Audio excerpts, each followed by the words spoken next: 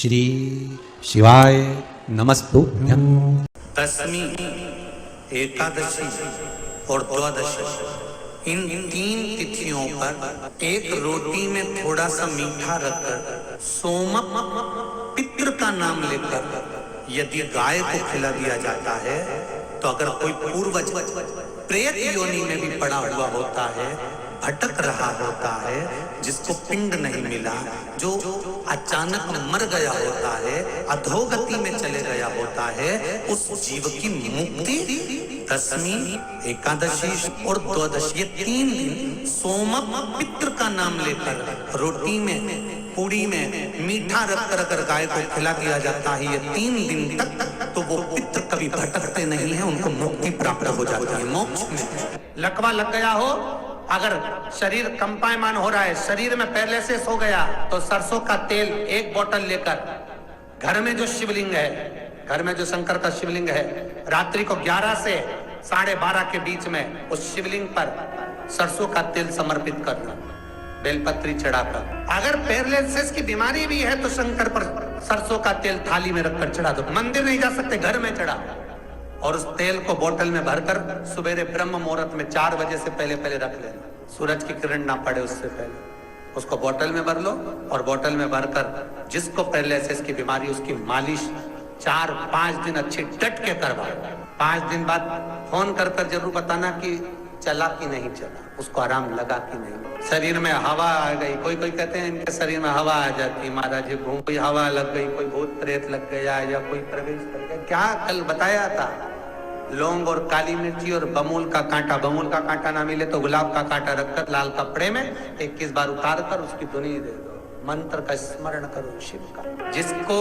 मिर्गी की बीमारी आती हो, फीट आते हो, मुख में से फेन आ जाता हो, गिर जाते हो, उसके लिए भी महाराज आज का दिन बहुत उत्तम कार्य है। कोई पास में अगर शिव जी का मंदिर हो, शंकर के मंदिर में जिसको फिट आते हो उसको बिठाकर बेलपत्र चढ़ाकर शिव जी को चढ़ाएं, पानी के लोटे में डाल लें, थोड़ा सा जल समर्पित कर दें। जल समर्पित कर वो पानी उस व्यक्ति को जिसको फिट आते हैं उसको, और बेलपत्र चबा कर खिलाएं, और उस पानी को धीरे धीरे कर पिला दें महाराज। अगर आपने सही तरीके से करा तो विश्वास है कि फिट आना बंद हो जाए। दशमी की रात्रि के 12 बजे घी का दिया हथेली में रखकर, दरवाजे के बाहर उस दिए को हथेली में रखकर चंद्र का दर्शन, रात्रि के 12 बजे दिए की लो में चंद्र का दर्शन करते हैं, उससे ज्योत प्रबल होती है महाराज। या तो होगा वो नवमी की रात्रि 12 बजे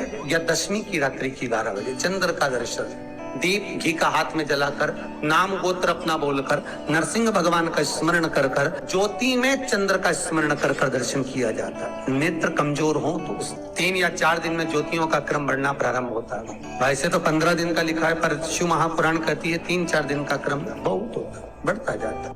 जिनको ज्यादा रोग हो, बीमारी हो, तकलीफ हो, कोई व्यक्ति वेंटिलेटर पर पड़ा हुआ है, ऑक्सीजन लग रही है, उसके लिए भी 1 लोटा पानी, उसमें दूध मिलाकर 5 बेलपत्र रखकर उसके नाम का पानी आप समर्पित कर सकते हैं। अगर मंदिर बंद मिले तो पीपल के पेड़ के नीचे आप चढ़ा सकते हैं, उससे 3 या 4 दिन में आराम लगना प्रारंभ हो जाएगा। महाराज निवेदन करूंगा, जिसकी किडनी गड़बड़ हो गई हो, जिसका लीवर गड़बड़ हो गया हो, जिसको डायलिसिस चल रहा हो और छूट नहीं रहा हो, नदी के घाट पर, नदी, तालाब, सरोवर, कुआं, बावड़ी जो हो, उसके तट पर पीपल के पत्ते पर शहद डालकर और उसमें एक काली मिर्ची शंकर जी का नाम डालकर बोलकर उसमें चढ़ा दें। उसी पत्ते की काली मिर्ची, थोड़ा सा शहद घाट पर डाल दें और उस पत्ते को घर पर लेकर आ जाए।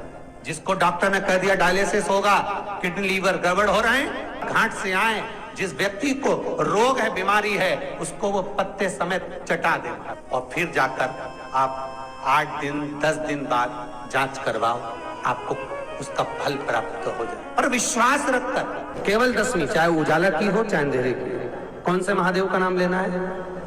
श्रम्भेश्वर महादेव।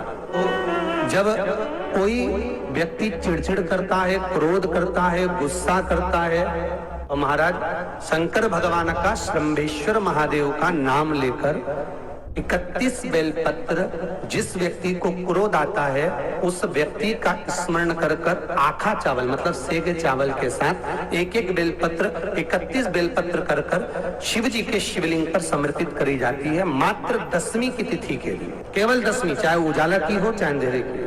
कौन से महादेव का नाम लेना है? श्रम्भेश्वर महादेव, शिव जी का एक। छोटे छोटे बच्चे रहते हैं, कुछ बच्चों को माता जबरदस्ती के भोजन कराती है, खिलाती है, ठोकती, मारती, खिलाती है। कुछ बच्चे ऐसे रहते हैं वो कुछ खा ही नहीं पाते, मुख में दो और वॉमिटिंग कर देते हैं, उल्टी कर देते हैं। ऐसे बच्चों के लिए या जिस व्यक्ति को भोजन पचता नहीं हो और उधर में एसिडिटी रहती हो और जलन टाइप की होती हो, उसके लिए भी श्रम्भेश्वर महादेव का स्मरण है। सुंदर व्याख्यान वर्णन किया है। श्रम्भेश्वर महादेव के ठीक सामने अर्थात भगवान शंकर के किसी भी शिवलिंग के सामने एक तांबे के लोटे में जल रख लीजिए और जल के अंदर 3 बेलपत्र डाल दीजिए, एक पीपल का पत्ता डाल दीजिए, शमी के 11 पत्ते कलश को छुआकर शंकर भगवान के शिवलिंग पर श्रम्भेश्वर महादेव के नाम से चढ़ा दीजिए। उस जल को उठाकर ले आइए, एक रात्रि तक घर के अंदर रखना है। उस जल को श्रम्भेश्वर महादेव का नाम लेकर जिस व्यक्ति को एसिडिटी होती हो या उधर खराब रहता हो या भोजन नहीं पचता हो या पेट से जुड़ी हुई प्रॉब्लम हो या बच्चों को भोजन कराते हैं और वो वोमिटिंग कर देते हो, ऐसे बच्चे को या भोजन नहीं भा रहा हो ऐसे व्यक्ति को उस जल को सुबेरे दोपहर शाम 3 बार श्रम्भेश्वर महादेव का नाम लेकर आचमन कराना प्रारंभ कर दो, पिलाना चालू कर दीजिए।